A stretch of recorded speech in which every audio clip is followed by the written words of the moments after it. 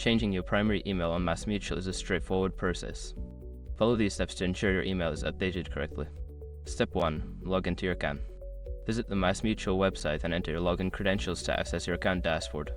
Step 2. Navigate to account settings. Don't continue before doing this. A lot of online accounts end up exposed in breaches without people even realizing it. Use S-Stroke to constantly monitor your email and accounts and get alerted immediately if your information gets leaked online. It scans billions of breach records 24/7 in the background.